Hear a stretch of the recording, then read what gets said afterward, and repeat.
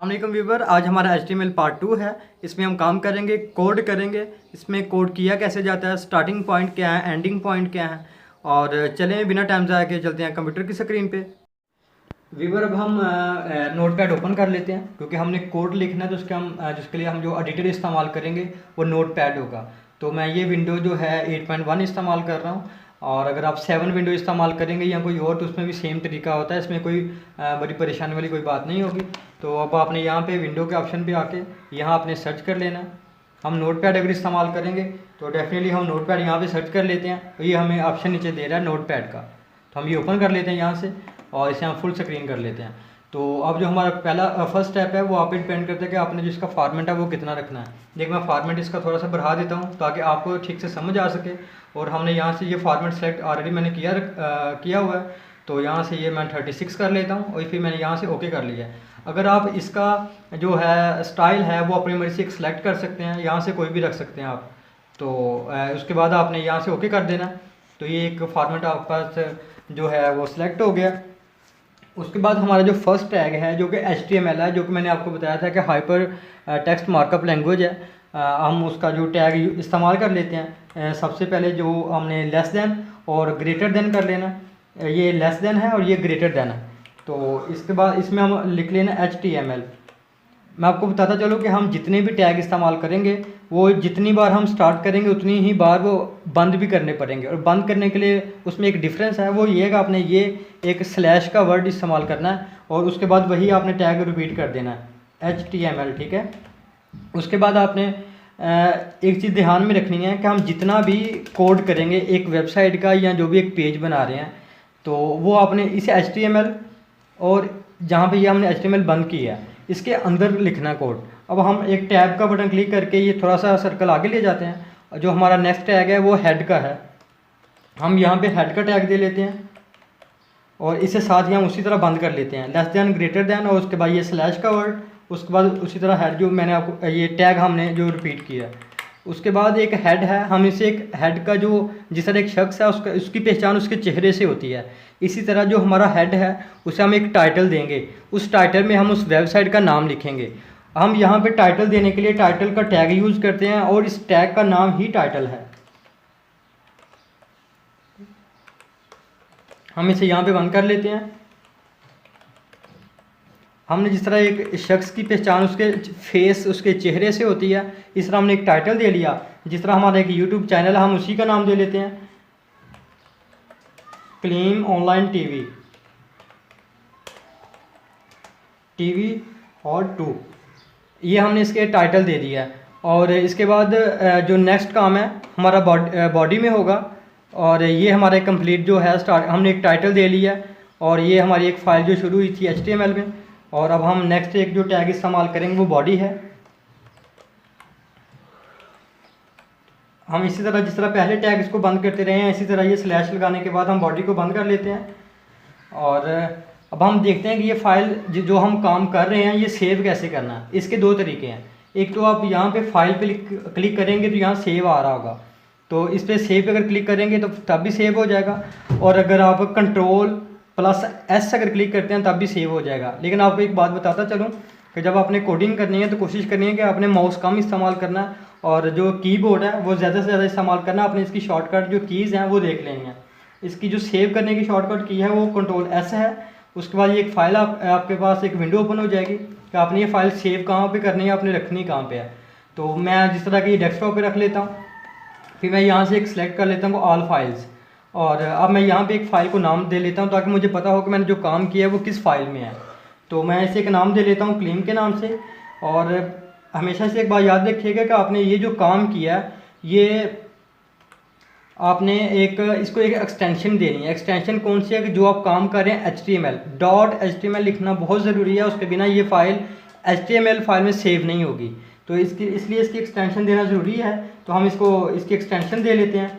तो उसके बाद हम इसको सेव पे क्लिक करते हैं और ये हमारी फ़ाइल जो है सेव हो गई है। अब हम ये देखना चाहते हैं कि जो हमने काम किया ये शो किस तरह का हो रहा हम देखना चाहते हैं। तो उसके लिए हमने ये देखिए हमने ये काम किया अपना। तो हम इस पर एक तो डबल क्लिक करके इस तरह ओपन कर सकते हैं इस फाइल के ऊपर। ये हमारे पास फाइल ओपन हो गई है। और इसका दूसरा तरीका क्या है कि हम इसे राइट क्लिक करें, उसके बाद ओपन विद में जाने के बाद हमारे पास जितने भी ब्राउज़र होंगे वो यहाँ पे शो कर रहा होगा, तो हम किसी एक को भी सेलेक्ट करके उसमें ओपन कर सकते हैं। और मज़े की बात कि अगर आप देखना चाहते हैं कि ये जो हमारे पास वेबसाइट है इसका कोड कहाँ पे है, वो हम डायरेक्ट ओपन करना चाहते हैं, तो इस पर जाने के बाद ओपन विद में उस पर हमने नोटपैड में कोड लिखा था, तो ये इसका ऑप्शन भी नीचे शो हो रहा है। तो इस तरह आपने इसे ओपन कर लेना है, जिस तरह मैंने ये कर लिया आपके पास। ये देखिए इसमें हमने क्या दिया था, टाइटल, जो हेड में हमने एक टाइटल दिया था वो यहाँ पे शो हो रहा है। जिस तरह अक्सर आपने वेबसाइट देखी होंगी दराज की, अली बाबा की, तो देखा उनका जो नाम शो हो रहा था वो इसी तरह शो हो रहा होता है, ये ऊपर कोने में। जिस तरह हमने क्लीम ऑनलाइन TV2 के जो टाइटल दिया, इस तरह ये हमारा टाइटल वहाँ पे शो होगा। अगर आप वो डिलीट कर देते हैं तो फिर यहाँ पे वो नाम नहीं रहेगा। इस तरह आप वहाँ पे जो भी लिखेंगे वो यहाँ ऊपर शो हो रहा होगा यहाँ पे। अब हम चलते हैं दोबारा कोड की तरफ, जो हमने नोटपैड में लिखा था ये नीचे से ओपन किया, तो हम देखते हैं कि बॉडी में हम थोड़ा सा काम कर लेते हैं। तो इसी तरह हम देखते हैं कि इसमें हम क्या क्या काम कर सकते हैं। मैं यहाँ पे कुछ वैसे कोई वर्ड लिख लेता हूँ, लाइक मैं यहाँ पे पाकिस्तान लिख लेता हूँ। उसके बाद मैं अब इसे मैं देखना चाहता हूँ ये शो किस तरह का हो रहा है हमारे पेज पे। इससे क्या किया, Ctrl+S किया, या फिर यहाँ फाइल पे जाके यहाँ से सेव कर दिया, इसे मिनिमाइज़ किया हमने, और ये नीचे से ये जो हमारी फाइल ओपन है, इस पे जो हमने काम किया इसे इसके रिफ़्रेश करने के दो तरीके हैं। एक तो F5 है, देखिए मैं F5 क्लिक करने का लगाऊँ तो यहाँ पे शो होने, यहाँ पे पाकिस्तान का जो नाम लिखा था हमने वो शो हो जाएगा, ये देखिए। और एक इसका तरीका, ये जो सर्कल आ रहा है यहाँ से फाइल रीलोड होती है, जो हमने लिखा है, जो नया काम किया होता है वो यहाँ पे शो होना शुरू हो जाता है। ये पाकिस्तान हमारा जो काम किया था वो शो हो गया। अब हम एक नेक्स्ट चीज़ देखते हैं इसके मज़े की, कि अगर हम चाहते हैं कि यही पाकिस्तान को हमने लाइक कॉपी किया, उसके बाद हमने इसे पेस्ट किया, हम चाहते हैं कि ये थोड़ा सा बोल्ड हुआ हुआ, या जिस तरह हम लिखते हैं कि हेडिंग टाइप लिखा हुआ शो हो, तो इसके लिए हम क्या करेंगे, टैग यूज़ करेंगे। वो टैग का नाम क्या है, बोल्ड। और बोल्ड का टैग जो है जस्ट B से लिखा जाता है। और जिस तरह मैंने आपको पहले बताया था कि हम जितने भी टैग इस्तेमाल करेंगे वो आपने उस तरह बंद भी करने हैं। हम इसे यहाँ से कॉपी कर लेते हैं, Ctrl+C किया, यहाँ पे Ctrl+V किया, Ctrl+V से पेस्ट होता है। और जिस तरह हमने यहाँ पे ये लिखा, और ये टैग जिस तरह हमने बॉडी का बंद किया था, वो इसी तरह हमने इस बोल्ड को भी यहाँ से बंद करना है, ताकि ये टैग हमारा वर्क कर सके।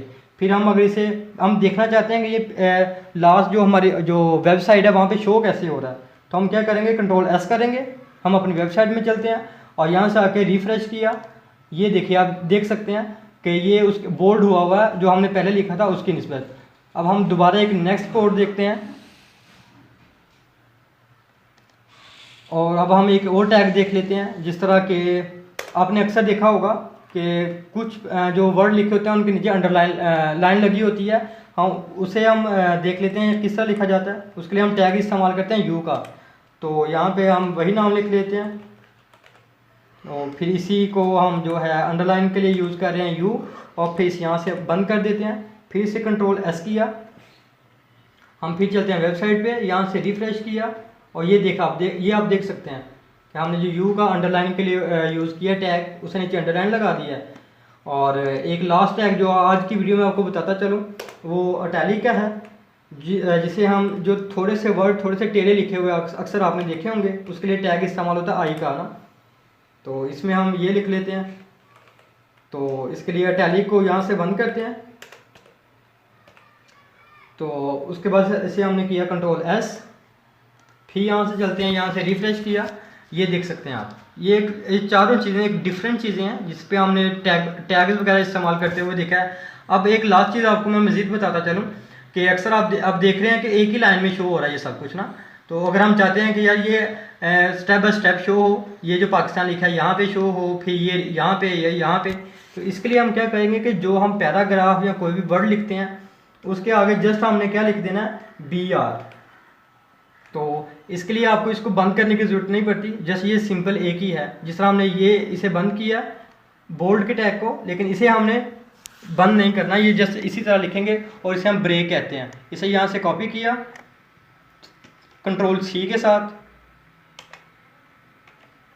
और फिर यहाँ से Ctrl+V कर दें, फिर यहाँ पे पेस्ट कर दें। फिर हमने किया Ctrl+S, और हम यहाँ पे भी लिख देते हैं लाइक, अगर हम यहाँ पे ऐसे कंट्रोल V कर दें और फिर कंट्रोल S किया, अब हम वेबसाइट पे चलते हैं, देखते हैं ये कैसे शो हो रहा है। तो हम यहाँ से रिफ़्रेश करेंगे यहाँ F5 के साथ, तो यहाँ से ये देख सकते हैं आप, ये जिस तरह हम चाहते थे कि ये लाइन बाय लाइन शो हो। तो ये थी आज छोटा सा काम था हमारे लिए। उम्मीद करता हूँ आपको ये हमारी वीडियो अच्छी लगी होगी।